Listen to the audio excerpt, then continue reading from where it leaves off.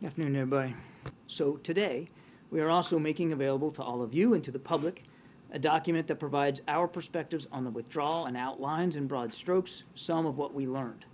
First, and most critically, the President's decision to end the war in Afghanistan was the right one. The United States had long ago accomplished its mission to remove from the battlefield the terrorist who attacked us on 9/11 and to degrade the terrorist threat to the United States from Afghanistan. And now, with that war over, we can more squarely address the most pressing challenges of our day. America is on a stronger strategic footing, more capable to support Ukraine and to meet our security commitments around the world, as well as the competition with China, because it is not fighting a ground war in Afghanistan. The mission that we originally were sent in to Afghanistan for was accomplished a long, long time ago. President Biden's choice was stark. Either withdraw all our forces or resume fighting with the Taliban. He chose the former. But even in so doing, secured extra time to conduct that withdrawal, stretching it out to August.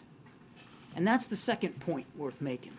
Despite having his options curtailed, President Biden led a deliberate, rigorous, and inclusive decision-making process that was responsive to facts on the ground. He focused keenly on the need for proper planning. In fact, President Biden directed his top national security leaders to begin planning for a withdrawal even before he had made the final decision to leave Afghanistan. He ordered troop reduction plans, plans to turn over bases and equipment to the Afghan government as the previous administration had negotiated, plans to draw down our diplomatic presence, and plans to evacuate both American citizens and Afghan allies alike. Indeed, evacuation planning started in spring of 2021, and the President ordered additional military forces pre-positioned in the region by midsummer in case they were ever needed.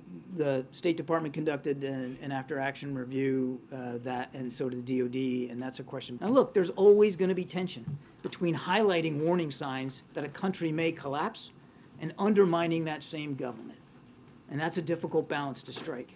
But in Ukraine, and before that in Ethiopia, for that matter, we prioritized earlier drawdowns of our personnel when each of those capitals were under threat. In fact, months before Russia's invasion, we released intelligence with trusted partners, and our warnings about the invasion grew louder and more public. This aggressive approach allowed us to organize with our allies and help enable Americans in Ukraine to depart safely. And just to remind, we continue to facilitate the safe departures of Americans from Afghanistan when they tell us they are ready to leave. Does the President take responsibility for the withdrawal and everything that happened thereafter?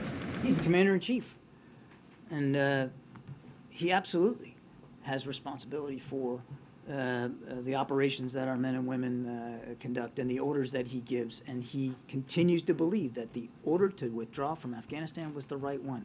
And if you just look, Kristen, at what's happened since we pulled out of Afghanistan and see what the United States military has been better able to do on behalf of the American people, I think there's only one conclusion you can come to, and that it was the right decision. And as you list the things that could have been... But wait, before I answer that, but you need to remember, and I get the question about, the previous administration.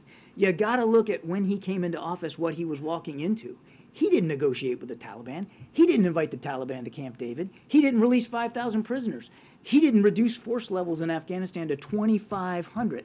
And he didn't have an arrangement with the Taliban that they won't attack our troops. He came in with a certain set of circumstances. He had no ability to change. He had to deal with it based on what he inherited. The disorganized and chaotic process of evacuation and